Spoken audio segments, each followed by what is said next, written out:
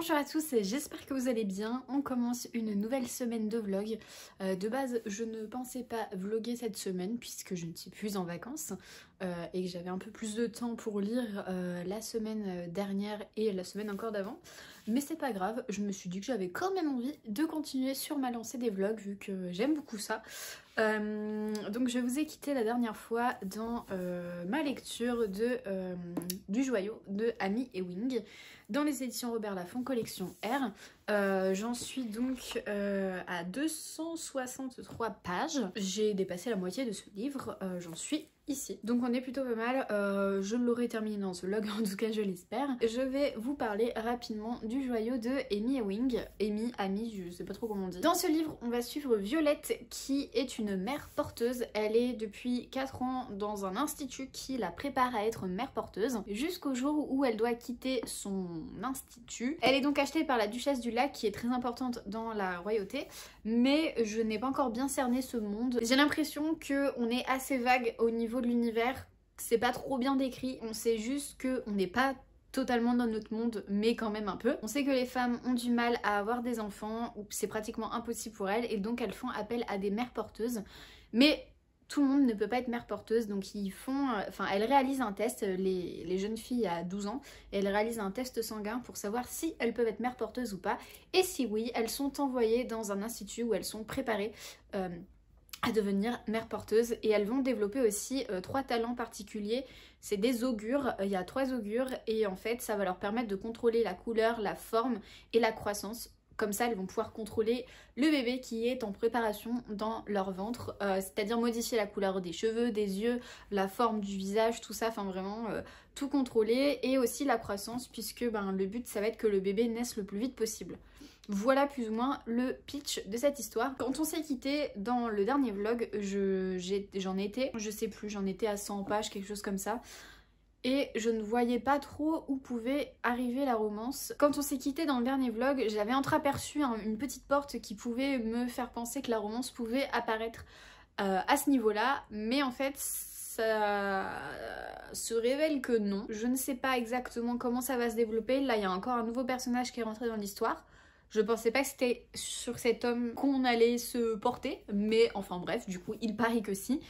On va voir, je suis un petit peu... je sais pas trop quoi en penser, j'aime bien, je peux pas dire le contraire, mais je suis pas non plus hyper à fond dans l'histoire. Ça se lit très bien, de toute façon, j'ai l'impression que tous les livres de la collection R se lisent super bien. C'est écrit assez gros, tout est bien espacé, on n'a pas beaucoup de mots par ligne, et c'est vraiment bien aéré, donc ça se lit à une vitesse incroyable. Donc j'aime beaucoup, à suivre pour le moment, mais c'est une bonne lecture, j'ai hâte de voir. J'ai encore les 2 autres tomes qui m'attendent dans ma pile à lire, donc j'ai de quoi faire avec cette saga. J'en ai pas entendu beaucoup parler, alors je sais que ce livre il date de 2014, donc ça fait bientôt 10 ans qu'il est sorti, mais c'est vrai qu'à l'époque, je me souviens pas qu'on en ait autant parlé que la sélection. Donc est-ce que c'est parce qu'il est moins bien, ou est-ce que juste... il est un peu passé à travers, je ne sais pas, mais en tout cas, j'avais envie de me replonger un peu dans ce genre d'ancienneté livresque, on va dire. Ça fait du bien un petit peu de retrouver, comme je le disais dans l'ancien vlog, l'univers de la sélection, même si c'est pas du tout le même univers, mais j'ai l'impression que c'est plus ou moins dans le même aspect, donc c'est assez cool. Pour moi, ça pourrait totalement se passer dans le même monde que la sélection, le même univers, donc c'est assez cool. Le personnage féminin ressemble pas mal à America qu'on avait dans la sélection. Donc, c'est bien. Pour ceux qui ont aimé la sélection, je pense que vous pouvez aimer le Joyau.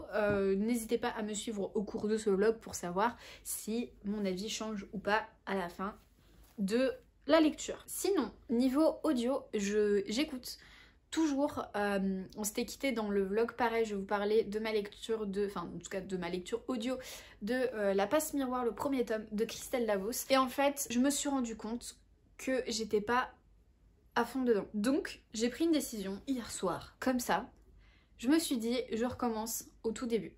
Je le recommence au début parce que j'ai l'impression que j'avais décroché, j'ai l'impression que j'étais pas à fond dedans parce que j'avais décroché à certains moments et que peut-être que je l'écoutais mais que je sais pas, j'étais trop dans mes pensées. C'est ce qui m'arrive souvent en ce moment, je suis tout le temps dans mes pensées. Alors quand je lis ça va encore, mais livre audio, c'est vrai que là avec La Passe Miroir, j'ai dû décrocher un moment et des fois je me dis bon bah je peux redécrocher encore et rester dans mes pensées. Non, bah non, parce que du coup je suis dans mes pensées et je peux pas me concentrer sur l'histoire.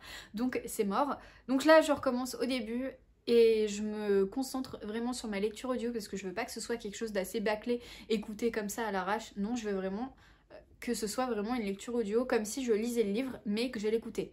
Pas comme si je le mettais en fond et que je faisais ma vie à côté. Voilà. Voilà comment je vois un peu la chose. Donc là j'en suis au 5e chapitre, quelque chose comme ça.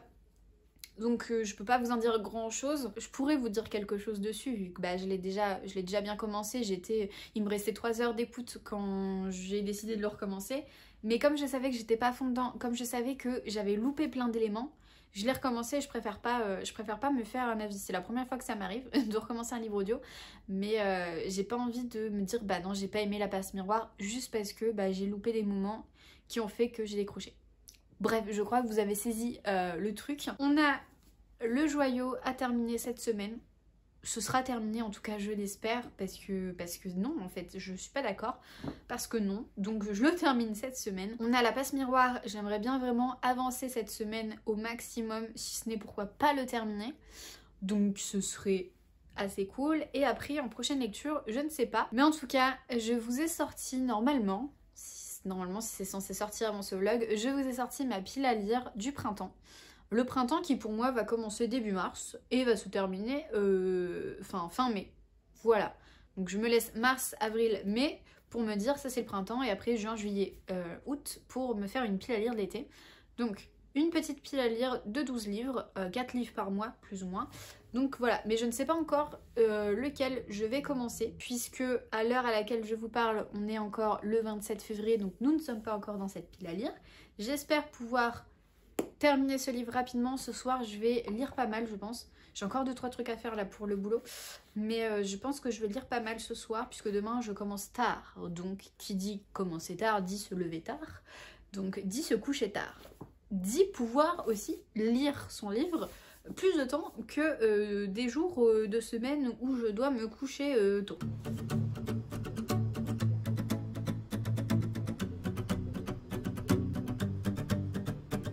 Je viens tout juste de terminer le joyau. C'était une bonne lecture, c'était pas un coup de cœur, mais c'était une très bonne lecture.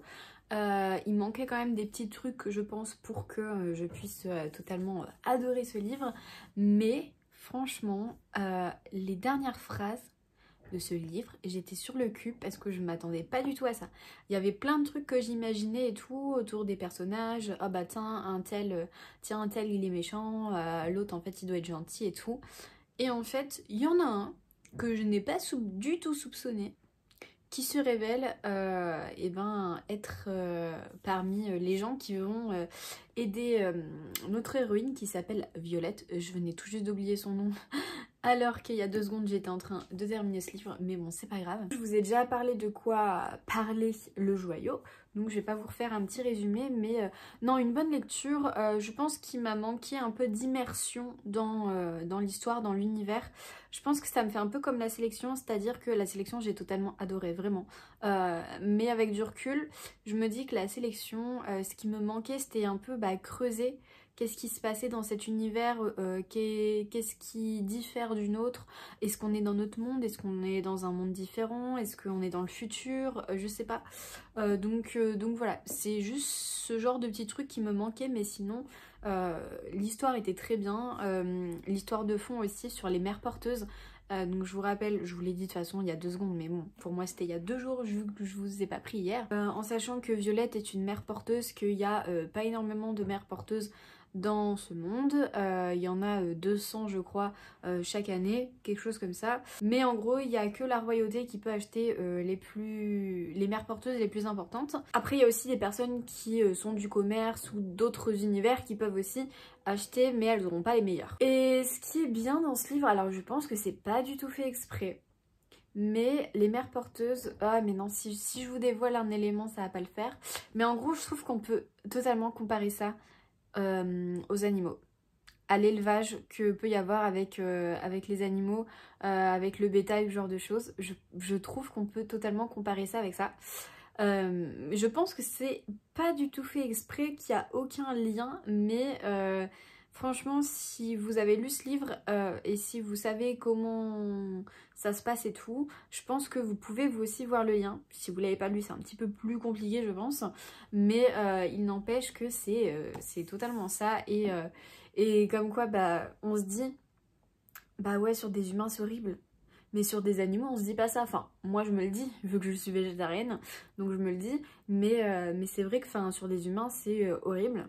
Donc voilà, c'est bien, c'est bien fait, franchement, j'ai beaucoup aimé l'histoire, j'ai les 2 autres tomes dans ma pile à lire, je pense que je vais pas trop tarder, en tout cas à lire le tome 2, parce que j'ai bien aimé. Souvent les tomes 2 ils sont moins bien que les tomes 1, donc j'espère quand même que va y avoir des choses dans ce tome 2, mais très contente de cette lecture et très contente de l'avoir sortie, d'avoir apprécié un livre de 2014 et ça franchement c'est rare. Maintenant il va s'agir de choisir une nouvelle lecture dans ma pile à lire du printemps que vous avez déjà vu, n'est-ce pas? En sachant du coup que hier je regardais un live de Manon, donc Vibration littéraire, et en fait elle se proposait de nous choisir un livre dans notre palle pour qu'on le lise ce mois de mars, et donc j'ai décidé, elle a décidé plutôt de me faire lire le premier tome de la saga, trilogie, je sais pas trop, Red Rising. Donc je vais le chercher tout de suite. Et voilà le petit Red Rising. C'est de Pierce Brown. À chaque fois j'ai envie de dire Pierce Brosnan, mais je crois que ça c'est un acteur. Bref, du coup, j'ai hâte puisque elle a totalement adoré cette saga. Donc j'ai trop envie de le lire, ça fait un moment que j'ai envie de le lire vu que ça fait un moment que je l'avais acheté. Et c'est vrai que je l'avais acheté neuf, mais je l'avais payé 7,95 €. Et je crois qu'ils avaient fait une espèce de promo autour de ce livre où du coup il était moins cher, je ne sais pas pourquoi. J'espère que les autres par contre ils sont dans le même format que celui-là parce que sinon ça va pas le faire. Et un autre point que je voulais évoquer aussi sur le joyau qui me revient à l'esprit, c'est que je trouve que la romance est un peu superficielle dans le sens où tout se passe beaucoup trop vite. Même si la romance c'est pas le centre du roman, tout se passe un petit peu trop vite et un peu trop de manière superficielle à mon goût. Voilà, et sinon je viens de commencer ma nouvelle lecture. Ma nouvelle lecture qui est le tome 3 de Grisha. J'ai oublié ce qui se passait dans le tome 2. Donc j'ai été regarder un petit résumé spoilant du tome 2 sur internet. Parce que voilà, et j'ai l'impression que j'ai limite pas lu le tome 2 tellement je me souviens de peu de choses. Quand j'ai lu les résumés, il y avait certains trucs oui qui me revenaient en tête, mais d'autres non. Donc bref, et pourtant je l'ai lu l'année dernière, ça fait 1 an que je l'ai lu, donc c'est pas non plus hyper vieux, mais c'est vrai que je me rends compte que j'ai de plus en plus du mal à me souvenir des éléments que j'ai lus dans les livres. Donc c'est un petit peu embêtant. Mais bon, écoutez, c'est la vie, c'est pas grave. Et qu'est-ce que je voulais dire d'autre? Oui, rien à voir, mais aujourd'hui j'avais un rendez-vous chez l'ophtalmo. Parce que figurez-vous que cette dame qui est devant vous se rend compte qu'elle voit moins bien de loin comparé à avant. Que sa vue a changé. Donc elle s'est dit pourquoi pas faire un petit tour chez l'ophtalmo. L'ophtalmo qui lui a fait les tests, tout ça, nanana, et qui finalement lui a prescrit des petites lunettes. Donc cette dame que vous avez devant vous va bientôt avoir des lunettes. J'ai été aussi chez l'opticien, parce que je me suis dit, quitte à être en ville, autant aller directement chez l'opticien, parce que sinon je sais pas quand j'irai. J'ai mis 1 heure chez l'opticien à choisir une paire de lunettes. Je voulais pas des trucs qui se voient trop, parce que comme j'ai pas de lunettes, j'en ai jamais eu, je voulais pas que ça fasse un changement radical, et surtout que j'ai essayé aussi des montures avec des verres, enfin pas des verres, du plastique assez gros, je sais pas, je m'y connais pas du tout en lunettes. Bref, et je trouve que ça me donnait grave un air sévère, donc non. Donc j'en ai pris avec une monture en fer. En fer, c'est couleur rose gold, je crois. Oui, c'est ça. Avec une forme un petit peu ni ronde ni carrée. C'est un mix des deux à moitié. Bref, assez sympathique. Et l'opticienne, elle était adorable, vraiment. Oh, elle était trop douce, trop gentille. Elle m'a trop bien conseillé, trop bien aidée. Et franchement, ça fait du bien de tomber sur ce genre de personnes dans notre journée. Même si ma journée, elle n'était pas pourrie. Mais ça fait trop du bien, franchement, je suis trop contente. Donc, voilà, ça me réconcilie des fois un peu avec les gens.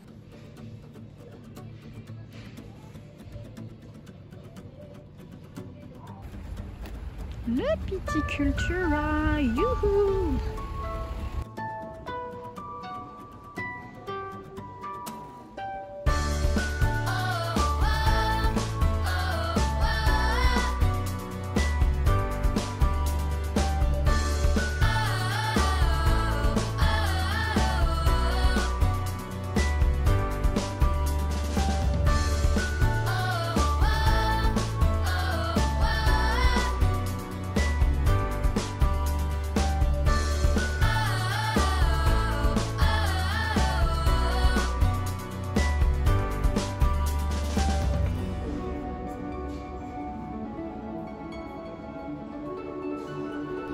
Ils sont trop beaux avec du bleu et il y a les autres avec du orange.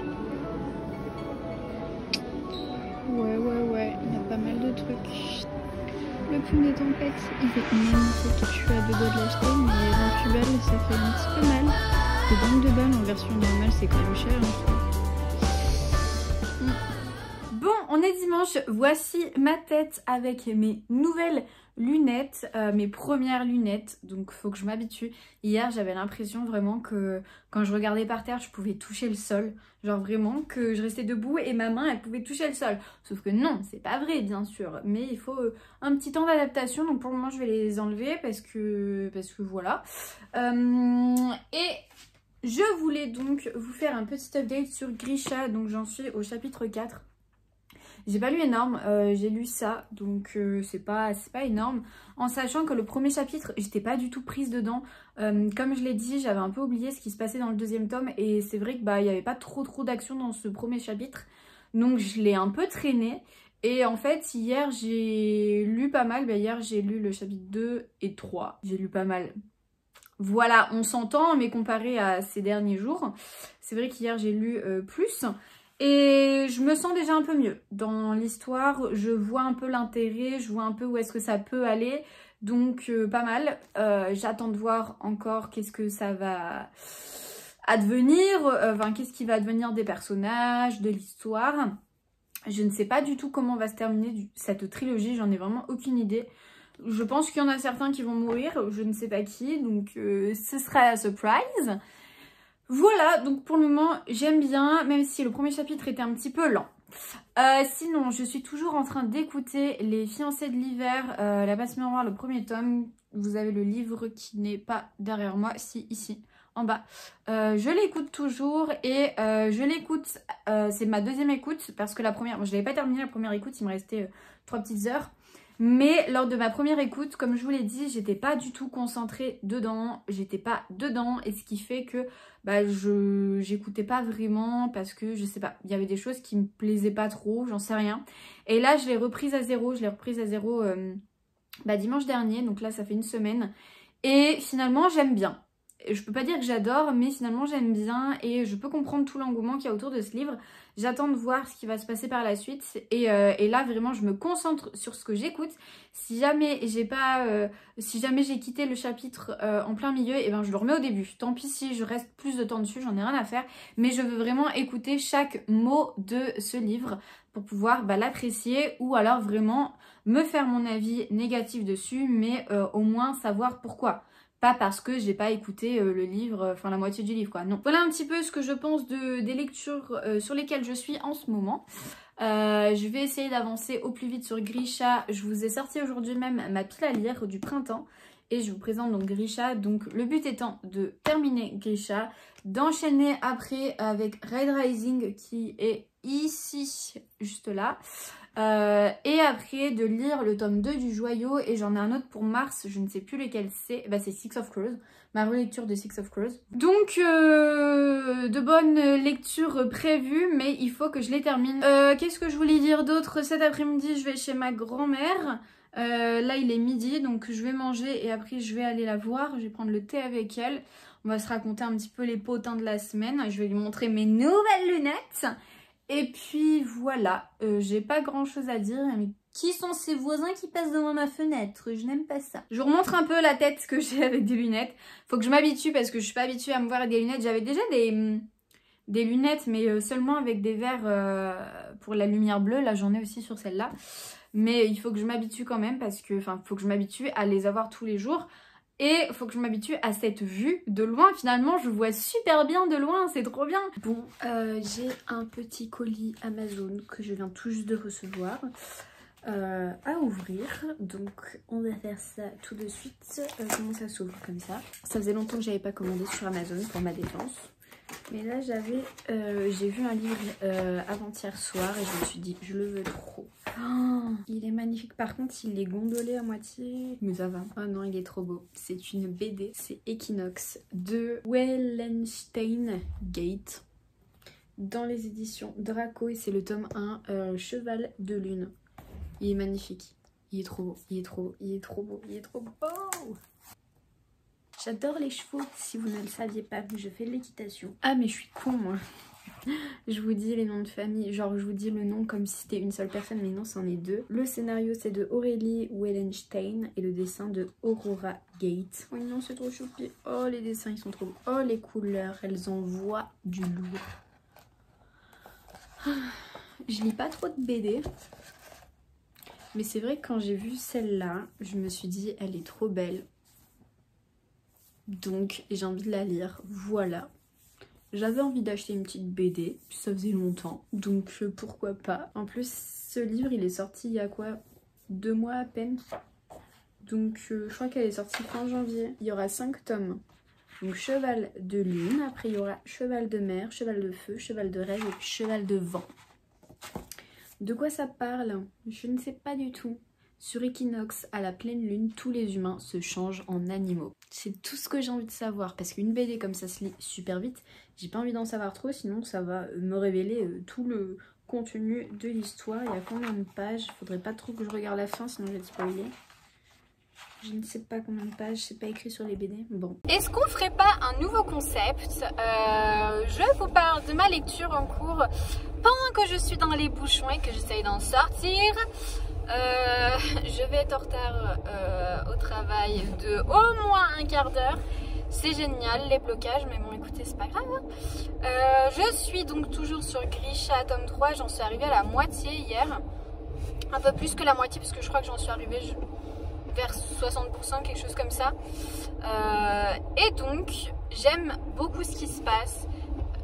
J'ai hâte de savoir comment va se terminer cette histoire, cette trilogie, parce que franchement je vois pas du tout comment, et ça c'est trop cool parce que du coup je peux être que surprise par tout ce que je vais voir, donc enfin par tout ce que je vais lire surtout, donc c'est vraiment trop bien.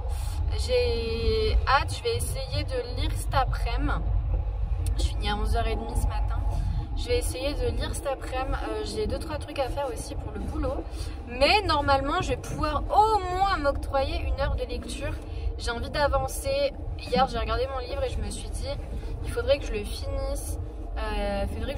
Vendredi. Non, il faudrait que je le finisse demain, pardon, jeudi. Et normalement, c'est possible. Si je garde mon même rythme de lecture que ce que j'ai fait là hier, avant-hier et tout, normalement, on est plutôt pas mal. Qu'est-ce que je voulais dire d'autre? J'aime beaucoup les personnages masculins dans cette histoire. J'adore Mal, j'adore Nikolai aussi. Et j'avoue que j'aime quand même le Darkling, mais je pense que c'est fait exprès. Hein. C'est fait exprès pour qu'on puisse aimer le Darkling, même si c'est le méchant de la story, quoi. Mais ouais, enfin, je trouve qu'il a un truc, ce Darkling. Même si c'est un gros, voilà, t'as envie quand même, t'as envie de te dire, ben non, tu peux, Alina, elle peut essayer de le faire devenir gentil, mais même si c'est pas possible et tout, mais enfin, on sait jamais, il y a toujours un petit espoir, mais voilà, j'aime beaucoup ma lecture en cours.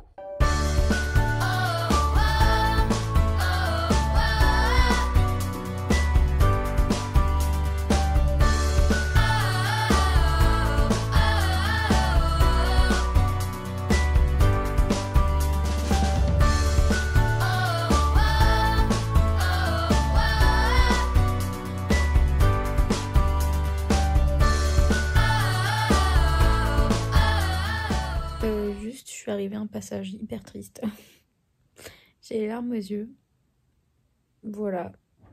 page 346-347. Je m'attendais pas à ça, je pensais qu'il allait avoir une solution. Mais du coup, je crois qu'il n'y en a pas, à moins qu'il y ait un retournement de situation là, mais je pense pas que ce soit possible. Il y a eu un retournement de situation. Bref, je sais pas quoi dire, je finis mon livre. Il me reste même pas 30 pages, je crois. Ça faisait longtemps que j'avais pas pleuré pour un livre. Ça fait du bien, mais c'est triste quand même. Bon, je reviens pour vous faire un petit bilan de ce que j'ai pensé du tome 3 de Grisha. Alors au début, peut-être les premiers chapitres, le premier et le deuxième chapitre, ça partait un peu mal parce que j'étais un peu perdue et je sentais des lenteurs, des longueurs et tout. Il fallait le temps que l'action reprenne. Et du coup, une fois que l'action a repris, j'étais vraiment plongée dedans. J'ai même mis des petites annotations, ce qui m'arrive jamais. Qu'est-ce que je peux vous dire d'autre dessus, si ce n'est que je suis contente d'avoir fini cette trilogie. Je suis contente de la fin. Je m'attendais pas à grand chose, donc c'est pas que je m'attendais pas à grand chose, c'est que j'avais pas d'attente sur cette fin. Je savais pas du tout comment allait se terminer cette histoire. Je savais qu'il allait avoir des gens qui allaient mourir, mais qui... Je trouve que le livre est très bien écrit. J'adore la plume de Leigh Bardugo. Je trouve que toutes ces phrases sont bien tournées. Alors, est-ce que la traduction aussi aide? Je pense. Je vous ai même pas fait de résumé de Grisha. Mais en même temps c'est le 3e tome, donc si je résume le 3e tome, je spoil un petit peu tout. Mais en tout cas dans le premier tome, on va suivre, et toujours dans le 3e, on va suivre une fille qui s'appelle Alina, qui découvre qu'elle est une Grisha et qu'elle a un pouvoir particulier. Elle peut invoquer la lumière. Voilà, et elle va être aussi accompagnée de Mal, qui est un garçon qui a grandi avec elle, qui va du coup l'accompagner dans un peu toutes ses aventures, tout ça. Et il va y avoir aussi un petit méchant dans l'histoire, un gros méchant plutôt, qui s'appelle le Darkling, qui du coup lui contrôle, au contraire d'Alina, les ombres, les ténèbres, et veut un peu contrôler le monde.